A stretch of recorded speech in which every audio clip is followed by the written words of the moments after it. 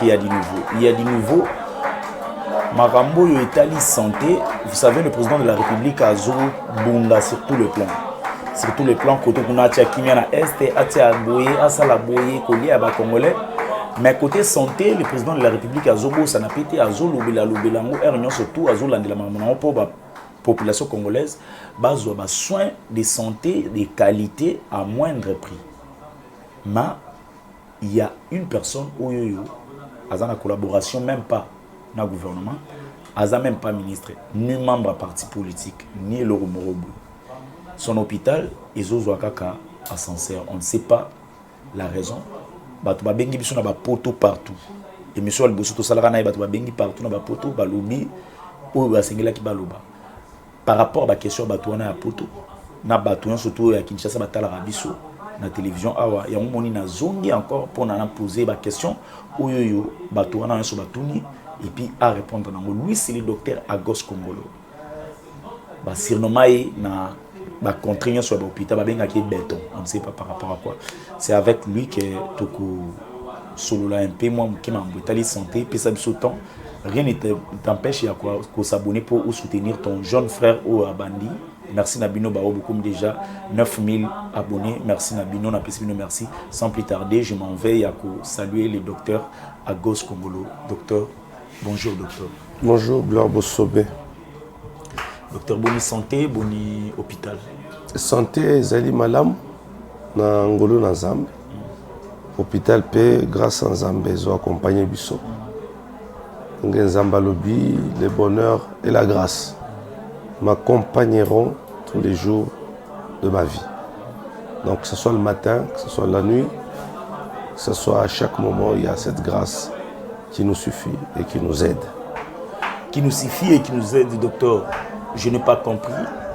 Dernièrement, mais aujourd'hui, quand on a eu la réception, il banda.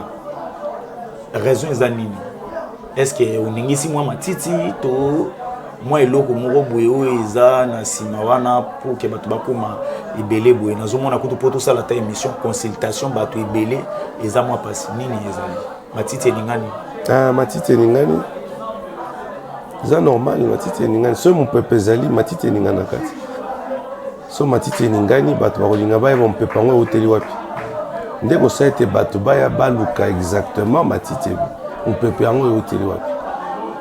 Il y a longtemps qui première fois étant donné que communication et sunga batu belé bayeba où se cache la vérité. Tant balandi ils sont venus pour vérifier. Bakouti c'est une réalité. Ce qui fera que bao ba okendelelo bango pe ba komi ba informateur de bouche à l'oreille. Alors, quand vous avez posé qui ça, et tu viens et vois, que c'est une réalité, et par rapport à ma prix, et par rapport au sérieux, et par rapport à la prière, ceux qui battent Landa, nous sommes à l'hôpital, mais chaque jour nous avons des séances de prière.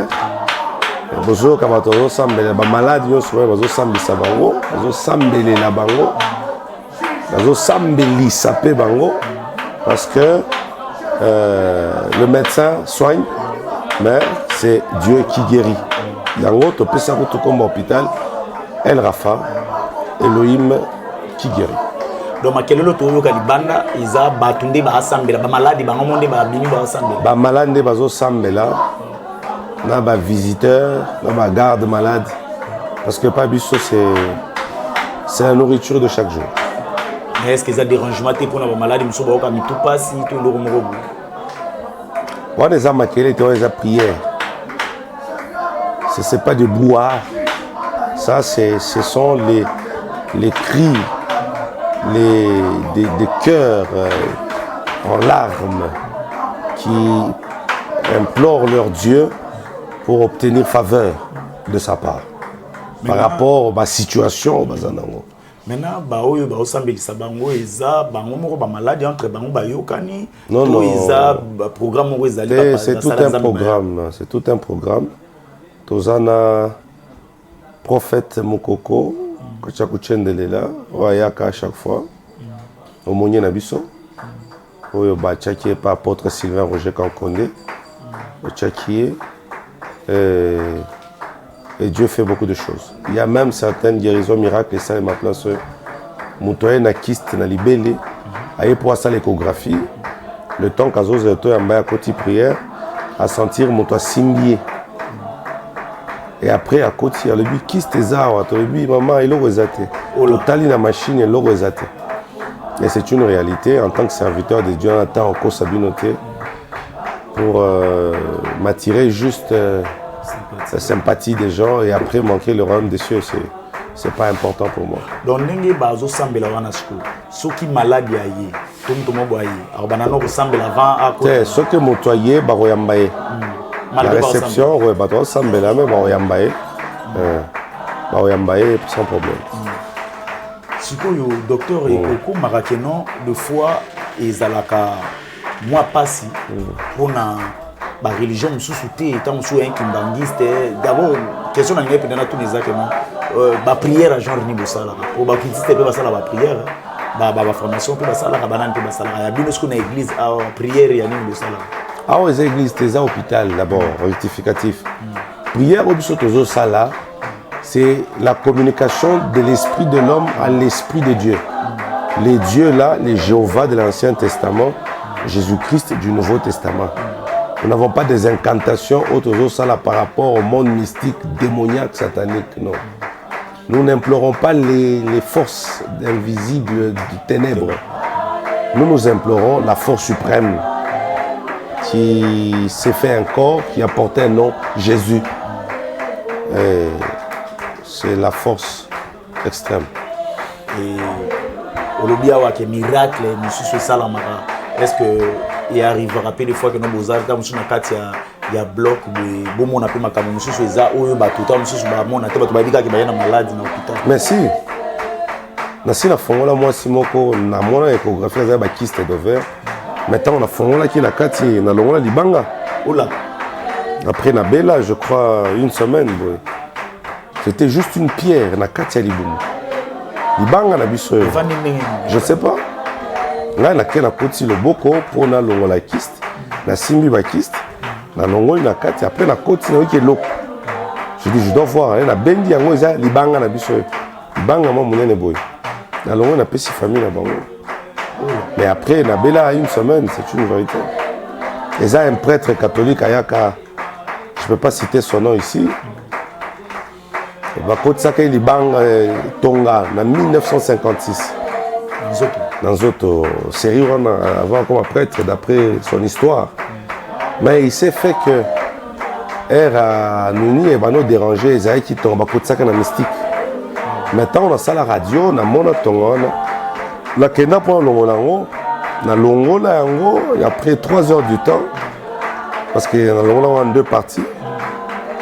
Mon son moins 4 longo, il a mis balai. Mais c'est fait que juste après 2 semaines d'affilée, j'ai pas pu résister. Je suis tombé sérieusement malade. Et les prophètes sont venus, les hommes de Dieu, ils ont prié pour moi. Dieu a révélé. Alors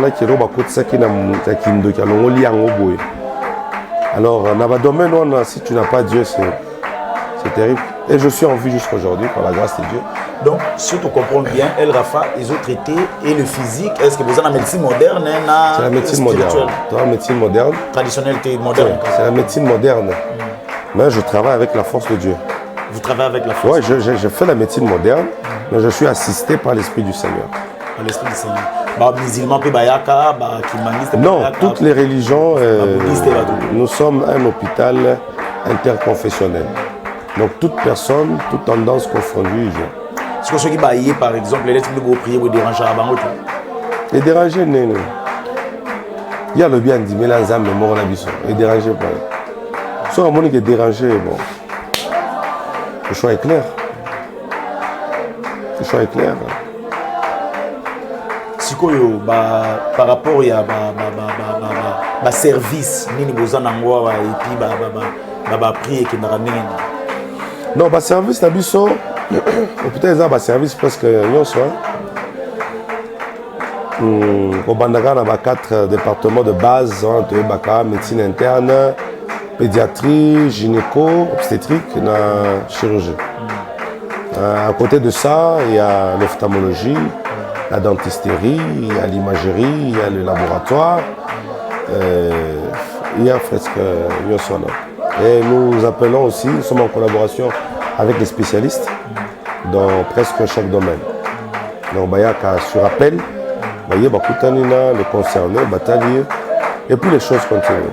Donc c'est ça en fait la réalité. Le prix de la bus est très très abordable. Quand on est à la fois passé, nous avons un soutien au gouvernement.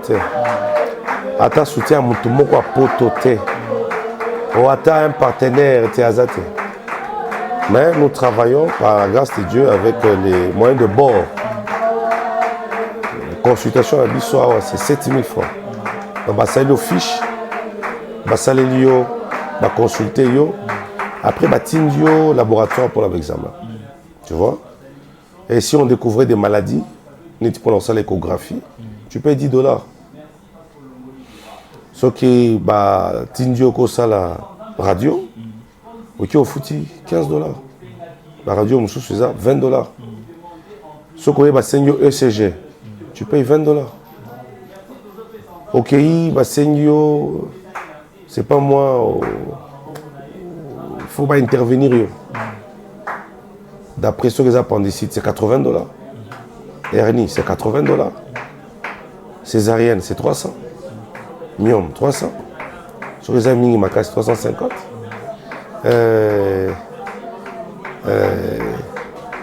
Kyste d'ovaire, c'est 150. Quoi encore? Prostate, tout ça, prostate, moko. Ce que beaucoup de gens papa, on a l'oba. On a fait une prostate hier. La faute qui 700. Voilà. Prostate. Prostate. Azawana, ce beaucoup soigné, Azawana, Roïb Sabino. Goitre, c'est 800. Goitre. Donc, toujours ça, là, intervention, mais vraiment, nous balançons pour être le moins cher. Calcul Renault, on le fait. Quand on ça, on a 4500. Ce que vous voyez, il y a des gens qu'on a fait une fois à 1500. Dernièrement, le docteur Belchika, le vieux, tout ça, il y a un problème, il y a hernie discale. Plutôt, il y a hydrocéphalie. À Moutou, il a aidé un enfant, il m'a fait 1800. Donc, en fait, en réalité, nous sommes là pour soutenir la vision du chef de l'État. Ah oui, déplacement bien que y ait Ayebi sauté. Donc, tu soutiens la vision. Quand on est la fois passée à Salika discours, Bissokoto, non, rabaissons les prix pour aider la population. Mais effectivement, docteur, on vous acquise aussi que nous avons une relation particulière dans le chef de l'État. Bien, l'hôpital, elle fait comme presque partout. Que non, tu as le soutien du chef de l'État. C'est ce que autour, il y a l'hôpital. Bon, on a vu que mon soutien spirituellement, un chef, et il y a aussi les esprits de tout le monde dans l'Aézo, c'est Pelanayo. Parce que toute autorité est établie, vient de Dieu plutôt, et c'est Dieu qui les établit. Donc comme je soutiens sa vision, Dieu doit me soutenir. Mais le chef de l'État ne me connaît même pas. Il ne me connaît pas, je le connais moi, lui ne me connaît pas. J'ai même une de ses photos, tant dans sa campagne, sur le bouton de Sima, on a commis Yoka Base. Et ça, la Sima, la photo m'a mouché, mais ce n'est pas Aïbinga. Ni ata membre moko ya IDPS ko ya nini anaza pe la partie politique na IDPS te bayaki ko lukangai baya ko lukangai ba robas bayaga baya ko lukangai mais na kenante c'est pour kabunda tinda qui mais na kenante sikoyo bato misusu oyo ya ba parti politique misusu non peut ba contacter te. Si, bah si, va contacter. Est-ce que l'hôpital nous banni encore la période de Kabila, la période de Félix Tshisekedi depuis non, avant que Félix ne vienne, avant que Chilombo ne vienne, j'étais déjà. J'avais déjà les hôpitaux à la fin. C'est quand Félix, ça y est, et puis je l'ai aimé dans mon cœur, j'ai compris sa vision, j'ai vu que c'est un bon monsieur, c'est un bon grand frère. Un bon grand frère, et il a l'envie d'aider la population et seul il ne saura pas. Alors il faudra que je mette la main à la pâte. Voilà pourquoi j'ai quitté Bilo. Mais il y a des choses beaucoup de temps, beaucoup de pour gagner quoi après? celui qui arrose sera arrosé. C'est un principe biblique. Celui qui arrose sera arrosé. Bon. Donc, même si lui n'arrivait jamais à me connaître, qu'est-ce qui fait que toi tu me cherches? Et Dieu fera qu'un jour, aoué bangakaka. Attends ceux qui ont liqué, aoué bangakaka. Attends ceux qui ont bingate, en dehors de Félix et n'abato politique, il y a des personnes de bon cœur. Et même si il y a Dieu qui récompense. Il a dit qu'il prend un oiseau d'Orient pour accomplir sa mission en Occident. Donc. Tout le monde a la politique, c'est que ça soutien parce que a pris au PC. Bato poto tant ba yokatinga na mission liboso batindi ka bande kona bango. Batindi bande kona bango comme ça on que maman mo batindi bango batindi bango. C'est tout ce que je sais. J'ai reçu 4 ou 5 malades à bande kona bango ba poto batindi bango. Donc batindi bango. Batindi bango c'est beaucoup long hôpital beaucoup n'est pas docteur comme autre andaki. Tant bango pe ba être soigné bango na soigner bango bazongi si ça non non. Kaka ndeza ki wana kitoko. Mais wana ozobebisela bande kwa bato poto a ba cop parce que tu dis que moi mingi ya baliara na sima malade n'est-ce pas non baliara na sima malade baliara na sima moi nini eza moi 500 ba bati moi 700 ba nini sko yo tango bazoka ba prix bo monte que no bande kwa a marché au kufa. Bon c'est là non pendatem docteur.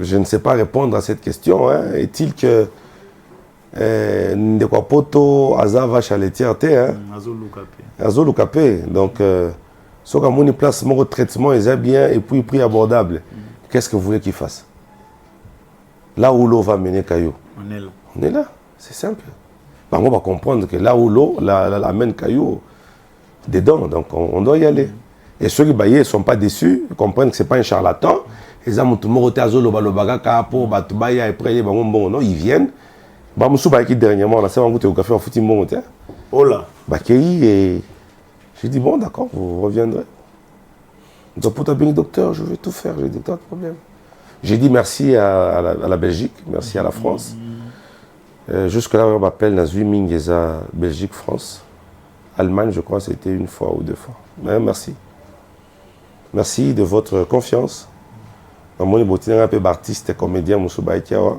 parti à ce qui va nous permettre dans les émissions prochaines, c'était vraiment ce qui va nous permettre. Batini bande kona bango bokende kakawana. Et ba mususu va virer mbongo malamu ko via banque. Donc à partir de poto batindeli yombongo famille ba yeka ah c'est comme yo moko pe nengo zana oyaka na mutu moko bato poto ba benganga à plusieurs reprises et puis la joie mutu na yana ye abenganga directement na zumu mutu wana na yana na opéré mutu wana mbala moko bengi a filmer le bien c'est comme si baselinga ile côté je suis très bien habillement c'est un pasteur mutango ba yaka na c'est un pasteur donc on n'est pas là pour faire la publicité, mais on est là pour informer. Informer, oui, c'est ça. En réalité, il y a... c'est pas les bâtiments qui soignent, mais la propriété compte, et le savoir-faire, et le savoir-être. Mais quand même, tout le papier qu'on a partenaire, on a vu sur l'expatrié, on a mikili mususu. Nazo luka bango nde ba soutenir, nana mutute. Nana mutata mon côté. À part quand nous avons filmé, c'est un soutien. Au film ngai au tchenga na YouTube au tchenga na télévision sur Instagram sur na bilo na bino na au tchenga batu bamoni c'est zamba pambola yo parce que c'est tout un soutien. Merci beaucoup. Na caméraman so filmer ngai ni image ma bien son et ma bien donc azo positionner ma cam. C'est tout un travail. C'est bien de ma partenaire na ngai jusque là, j'ai pas d'autres partenaires. Et ceux qui ont bazana poto ba musu ba liobi que non beau travailler en collaboration pour que vous salez le moko boyer c'est pas un péché je ne suis pas de ce genre de Congolais qui aime travailler seul travailler seul sur récit déjà le fait que au 26 déjà non je ne suis pas encore arrivé je continue à me battre je ne bats pas comme battant de l'air je frappe avec précision sachant où est-ce que le coup doit arriver faut pas vous battre, vous jetez des points comme si vous battez avec l'air. Mais j'ai un objectif précis. Donc il y a des matériels scanners jusque-là, ils atteignent. C'est pas des scanners. Dès que ça coûte cher, mais peut y avoir un partenaire qui dit un tinio scanner, tiens, moi, t'as $50. Alors on va scanner à 200, 150, tu as $50. Comme ça, tout le monde. Normalement, scanner, ça veut dire qu'il faut moins cher. Au qui tout passe, les gars, dans le scanner, totality, 4 zones, tout le monde va partir. Donc vous avez biloko bon na mboka na biso scanner comme le luxe. Bah AVC côté yo kendo ça scanner combien 350 ou 400. Du moins ça les mutu passe vous pèse qui ça banyama tout bo ça les qui c'est na scanner. Donc ce biloko les alliés en partenariat avec quelqu'un. Atindi, c'est un actionnaire, il a son argent aussi. Les appels cop. Les appels cop. En son et frère Boyo ali solo excusez-moi de citer mais en fait les a mutu mon côté c'est bateau à son et fna bandeko. Ça fait combien d'années qu'ils sont là? Pas de la répéter. Pas de la répéter. Mais chacun a des activités par an, son et frères. Mais bah, on a bloc. Donc les gens qui sont pour tout ça, bango et qui ont des fonds, ils viennent, tout ça, le pont en place, tout ça, les locaux propres à Mounene. Et les gars, en tout cas, mais docteur Bato, Belé a poto bazala dessus na comportement ba congolais. Ba travailler na bango bandiko na biso bazala ra au moins que non muto investir boye mais lobby résultat a eu monnaie des singes. Les choses doivent être établies par contrat et notariées en plus. Parce que dans les affaires, il n'y a pas de problème de confiance, il y a problème des écrits. Sûrement, maintenant, il y a j'ai mes hôpitaux, je continue à évoluer. Mais il y a un truc de commun. Et il y a des autres qui ne viennent pas pour aller en bon, on continue à travailler pour l'intérêt de la population. Parce que déjà, au bandit, sans que alors nous venons donner un coup de pouce. C'est bien comme ça, il faut soutenir votre frère. Parce que lobby après-demain, c'est ta mère, Robela, c'est ton grand frère, ton oncle. Et ce qu'on a déjà, non, allez-y. Docteur, c'est moi, tel, Natingo Scanner. Ah, est-ce que vous pensez qu'on fout ça vraiment? Même pas. Vous pensez vraiment? Na mona ba comédien so que l'hôpital mogot. C'est pas qu'il n'a pas. Mais biso ba na mboka toza ba nakala. Pourquoi ne pas nous soutenir ba comédien wana ba yakao? C'est ça, pourquoi ba comédien ba yawa sur machine zangi. Maman Denise Yakero, la première dame, elle pouvait directement dire non, soutenons ce jeune congolais. Congoloyaka ba machine na comment j'ai fait tout un projet pour na ba hôpitaux ya Kabeya Kamwanga. Moi j'avais écrit Kabeya Kamwanga. Ouais. Ngai na koma na kendati na kutani na chef Lemba to fanda na ye na koma pena na kotisa pour qu'on n'est pas chef de l'état mais à ma grande surprise na yo ka ingénieur moko boye ba ki osala hôpital ko je ne sais pas guillemets mais projet wana c'est moi qui avais écrit ce projet na comment projet wana j'ai même la photocopie avec moi maintenant quand bato ki avec moi on va que ça hôpital ko je dis bon en fait ce sont des choses qui arrivent. Mais c'est normal, hein? Apparemment, c'est comme si le gens on a puisé idée et pas et puis on s'est présenté, on dirait ça idée. Je ne sais pas comment ça s'est passé, mais ce que je sache, c'est que dans la projet, on a un calcul en termes yambongo combien il fallait. Sur place à la capitale, on a fait ça idée, le chef de l'État par canal. Il y a Batou Oyo, conseil il faut au moins tous à la El Rafa et pilote à ta 6, à ta 7, na référence à 24 communes. Après, tous à la point manque d'accès dans chaque commune. Oui, comme ça, la question va recevoir Batindi. Comme il y a des hôpitaux, il y a Kaleza déjà. Maman Emo, HJ, Cinquantenaire, Tomodi Kembe, Sana, Kitambo et les autres là, Omeko. Alors il fallait la pilote on a payé ça là pour désengorger les hôpitaux. Alors voilà, si on y mettra du qualité, du travail. Donc amener un peu de la modernité. J'avais écrit tout ça. Mais ma grande surprise, voilà. Mais on ne se décourage pas. L'important c'est que Mouto Ezali, la grâce en Zambé peut Ezali. Avant de continuer la question. Même pas à Poto seulement, mais c'est Kinshasa. C'est comme un certain monsieur Alanda Kingai. Il s'est décidé, il moko aya kutana bato Snell pour acheter un départ unique parce qu'il y avait du quartier pour Kendak. Il a pris mon numéro, il a pris les contacts, il a dit laisse-moi un petit temps et au moins on va au Tchad. Il y a des gens comme ça parce que tu peux pas manquer du courant comme ça dans salles. Voilà. Alors dans ce cas-là, avant tout évoluer, avant les docteurs appellent s'adresse au hôpital, il y a pas hôpital, avant appellent s'appelle numéro à téléphone, numéro na secrétaire à Yambarate, yémorum to Yambara. Avant appellent c'est loko babiloko wana nyonso tout. Docteur, je dans la caméraman fixé le docteur un mot, un message au président de la République et aux gens qui ont la facilité à koyoka yo pe ba même un message ou n'est pas chef de l'État au Rolobana bango ni so ba là non. Mon président Félix Antoine Tshilombo. Je me souviens la première fois que vous avez dédicacé ce pays et vous l'avez dédié entre les mains de Dieu. J'étais au stade ce jour-là, personnellement. Et tant au bimisa kombo ya Nzambe na biso Yesu Christ monoko nao, j'étais dans l'extase extrême. Dès mon colonel décision de soutenir yo sans qu'on ouye bangaï. Et aujourd'hui, vous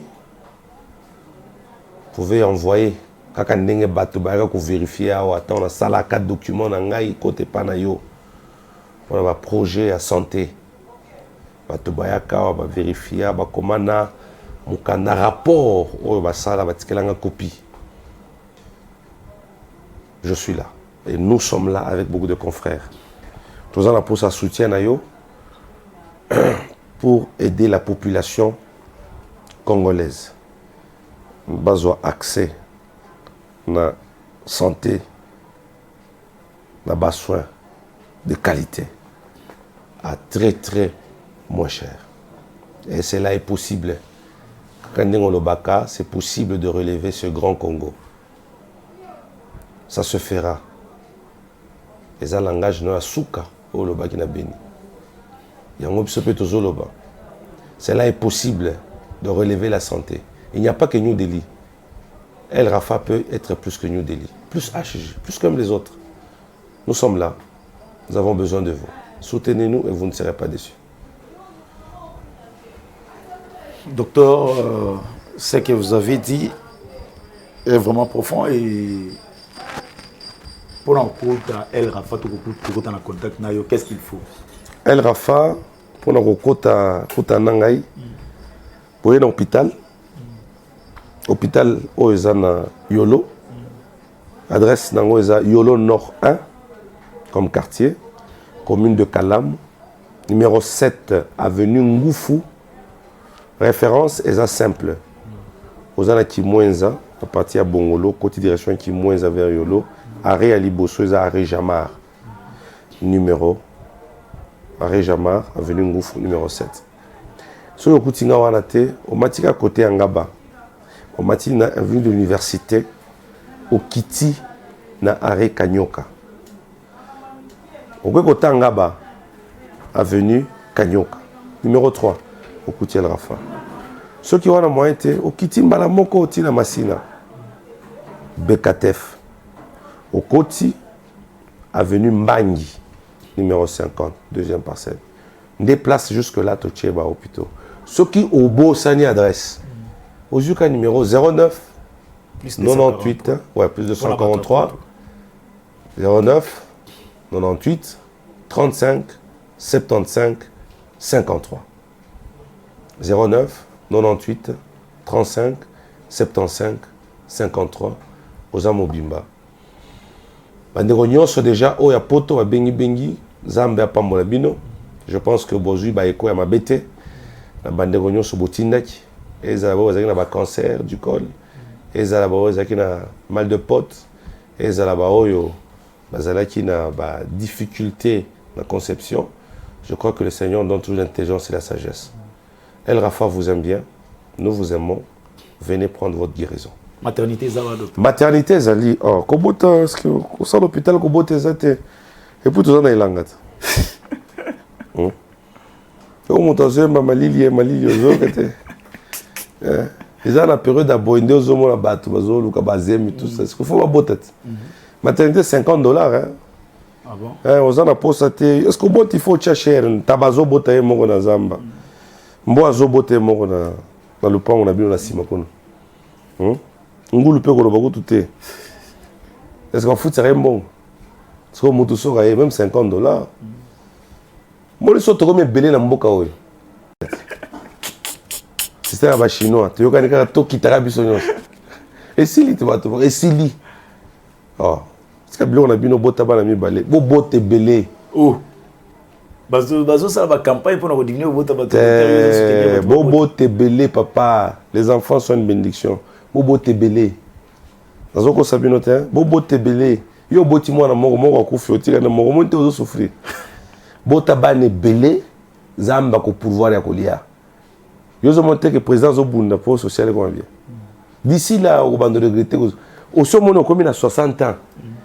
Ndé o ko bota mwana liboso. Yo zo ko fa 70 ans. Est-ce que mwana ngo siko ata université cité. Bota mwana avant $50 yo botical. J'encourage les femmes qui mettent au monde bane belé. Surtout à l'âge de 25-35 ans. Bota, ta so landisi. Landisa papa. Ils en ont bassi, monsieur Soubalina, on peine à Poto, on peine à Banini, on a Congo. Il y a une femme d'Afrique du Sud qui va appeler. Tant à mon acquis, moi, Simon, il faut faire césarienne. Aboti normalement.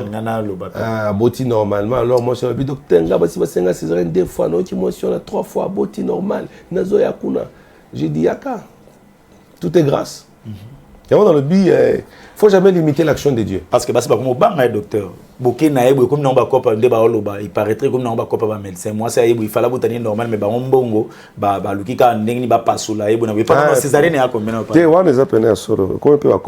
c'est pas bien. Moi, je suis un chrétien, après, moi, si on a quand même, on toujours réfléchir. Césarienne, il y a une indication absolue, une indication relative. Dans le bizarre relatif, ça veut dire que le c'est absolu. Là, c'est absolu. Choix au moins, là, et puis, moi, la souffrance. Pourquoi ça moi, ça poche bien, mais moi, la souffrance. Donc, il faut. Il y a des indications où il faut.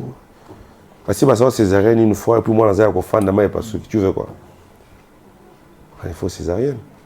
Mais est-ce que ma BP non césarienne tant que non kana muto kompena na suka. Ah bon, na poto césarienne comme non, césarienne na poto 1200.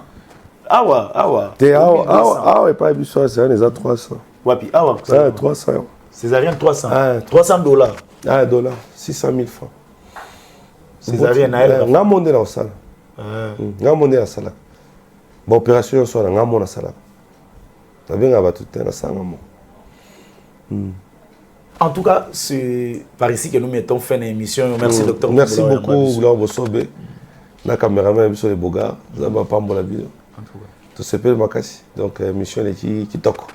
Et je ne peux pas finir cette émission sans saluer Moissia Pembe, Maman Blanche, Moissia Pembe, Maman Karma, prophète Moukoko, le pasteur Roger Sylvain, l'apôtre Roger Sylvain Kakonde, là vous êtes, moi votre fils, je vous salue, je vous dis merci pour votre bénédiction et puis je salue tout le monde, fidèle sur l'église, c'est merci, Afrique d'ici, du Chikapa, Swaziland, partout, Zambie, place Bozali, Napis Binombote, je suis un de votre fils. Mais Nabosana qui est loko pour na pasteur. Ma pasteur église na bino au lieu kaka prière nzamba ordonna batu bakende pe na soin yo kana na dibandimina yo moi $10 par mois na ma famille oye na bango bazo so ka traitement église na ko so succès makasi chaque fin du mois famille me paye $10 so oza na 100 famille oye kana $1000 bazo ya ko traitement ko mona che osambele muto yeko zo mo paracetamol osambele muto yeko zo mo kinini monte ko za pelaise ko prier ko diminuer oko mo sambe tipo na rhume muto za na miyoyo ça au nom de Jésus papa ake no cha clariner na zolo facile.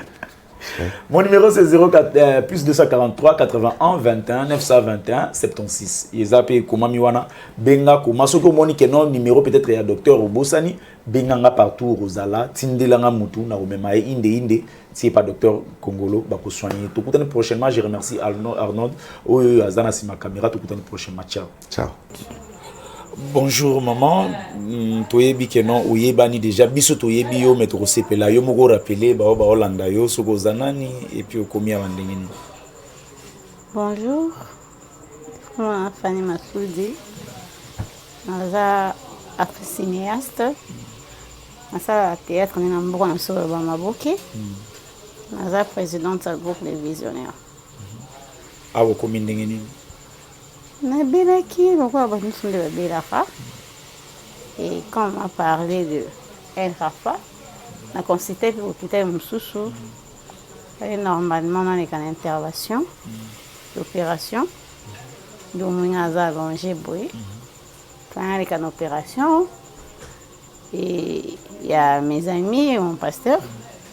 Je font à l'hôpital, je n'attends parce que c'est pas facile, opération, tout le monde, parce que ça a fait après l'intervention ou avant l'intervention. Et on m'a parlé de El Wafa. On m'a dit en tout cas là-bas, en tout cas, il y a vraiment du travail. Hormis pour ça, et aussi la grâce de Dieu là-bas. Quand on m'a parlé du docteur Congo, je suis venue en salle de échographie. On m'a dit non, il faut aller à l'intervention et l'opération. Et sur ce, dans l'équipe d'intervention et l'opération, malgré l'équipe difficile, mais l'équipe vraiment l'opération en Makassi, il dit a fait grâce. En tout cas, tout s'est déroulé à merveille. En tout cas. Et adresse nino web saba oyo bazolando bazana bandeko na bango partout bisika nyonso surtout web saba nini ba oyo. Déjà bato YouTube déjà bien Fally Massoudi donc après sa confiance na El Rafa ici il y a vraiment du boulot et il y a aussi Dieu. C'est vraiment le qu'on a eu ko le banaba on peut sa docteur comme confiance. Tu veux qu'il y a un docteur mais c'est Dieu qui guérit. Mais aussi il faut qu'on le capte un bon docteur. Pas dans la connaissance et en matière. En tout cas, ça va couper ses confiances, puis sa docteur comme le confiance. Ces derniers temps, on constate que Bino Bastar Bozamwa a Mingi, c'est dit à quoi? C'est dit par rapport à non, c'est par rapport à la réputation. Bonjour maman. Bonjour. Tout le monde a comme on a nos anani et puis combien on est. On a comme on a maman na Simayanda. Nazalaka à un hôpital. Donc nazala awa. Na mona kutatande na ko expliquer na kufaka déjà. Nazali de amuta kufa. Nzambe ya El Rafa dans l'hôpital o nzambo azaka awa. Asalela nga minene. Na nzambo nga mona bondilaka. En tout cas na témoignage malamu pour na docteur Congolo, pour na awa na infirmier na e. Donc nazalaki penza à l'aise. Puis na lobango na robosa na ate. Dans le témoignage bien pour le docteur congolais moko ben infirmier na yeba yebo yamba malade ko tsa bango à l'aise pe nzamba en tout cas souvent na zaïbu to kufa pour libumunyo c'est ça qui est pour là pour là qui vraiment opération c'est les quand on a salle d'op da kenaka déjà na kenaki pena na ko mettre na séjour de mort donc na ndé na zonga na na éviter en tout cas nzamba pambola nzamba El Rafa na pasteur o ate ya biso awa mais ko pambola bango te pour futara chéri zambo on de futara ko pe ça te bon on peut ka te ngai bixanga futara chéri quand même. Mbongo ebimaki nango mais so ezape ba msupe mbongo ebimaka mais abikité abikité nzambe vraiment ça pour so nzambe pas zaki a telenga so nazaki na mama emombe na kufa l'hôpital msumbe na kufa mbe na zalité so aba son la cher bon cher te pour ba s'occuper na ba maladie bien ba s'occuper na ba maladie bien so lelo za point na ekika kotala ba mpona bosa na ba onte na yaka moi na yaka nanga pour le qui nous tika a tête na ki mo likamu ki na ye mo lo mu ki na yaka. En tout cas merci beaucoup. Merci. Bonjour l'homme de Dieu. Bonjour bien-aimés mes chers journalistes. Tumoni bino awawa tozo sala émission mais libanda lo sambo. Pourquoi vous sangisi le sambo na Nzambe banini et vous sangisi hôpital na Nzambe likamni? Ah merci beaucoup notre bien-aimé frère Gloire. Oyebi que Nzambe nda akele mutu. Nzambo ya akele mutu. Mutu azana biteni misato. Nzoto molimo pe molema. Yango biteni nyonso oyo mutu ayebi yango malamu azanza. Tandis que ba médecin otozana bango ba spécialiste ba docteur congolo ba visionnaire.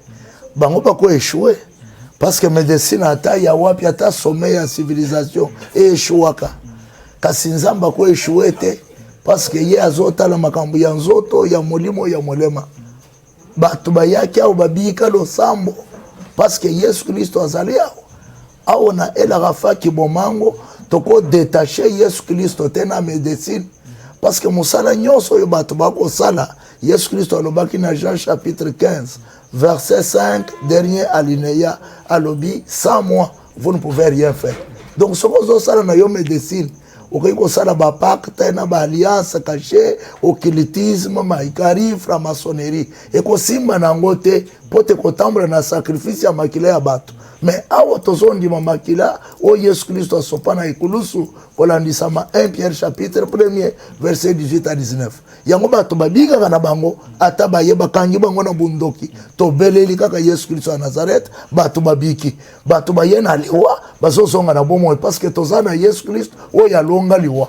Bongo soki totiki médecine yango moko tokobanda ko échouer kaka yango moni bato bayaka awa parce que bayebi ke awa Yesu Christ azana bomo ye moko docteur Jésus bongo ko rateni maboko na ko yemba na ezaka makele te pona banzimi te awa makele na biso ya ko yem yango nde biki saka bato bayawa na maboma babika bato bayawa na ba malade sila kate kaka losambo parce que médecine ezana ba malade o yezolo beza incurable et sila kate mais bato bayana maladie incurable babika ndeko yango Yesu Kristo nde mobikisi ya solo yango tozo yekemela ye parce que soki moto ayeba kangi na molili na yebite saka na tongo moko ya kobikisa bato na molili ezate bino mo pe bobela ba po bino bozana nzambe na molimo nani na bino mo pe bobela ba olobi malamu biso ata tobeli po te nzoto yekozwa yango mo kokoso mais tozana o yabikisaka alobi na psaume 103 4e verset na 5e. Alors que je suis l'Éternel Dieu qui vous guérit de toutes les maladies et qui vous pardonne toute iniquité. Yango biso soki tobeli liye kaka. Tozo boye médecine te. Médecine o tozo sala Yesu Kristo nde azo sala nyonso. To sala ba opération, ba goitre, ba prostate. Oyebi ke bato bakotaka nango mabele mais awa ezoleka nango na pete. Ça veut dire Yesu nde azokota. Parce que soki obiki awa na opération, yende azokota na opération. Quoi que ça comme makamousus miracle des hommes mais ce qu'il y a bien ça na tonga bako chuba yo tonga tomatisi kombo na parce que ça kombo le kiba kombo nyonso akota salle d'op pour prier awa lo sambo tokoti angoti na salle d'op awa lo sambo na biso etika kate oye na consultation lo sambo ozana mettre lo sambo okoti na bloc lo sambo ya onde bato bazobika bazo témoigner Yesu Christ. Merci prophète. Merci beaucoup.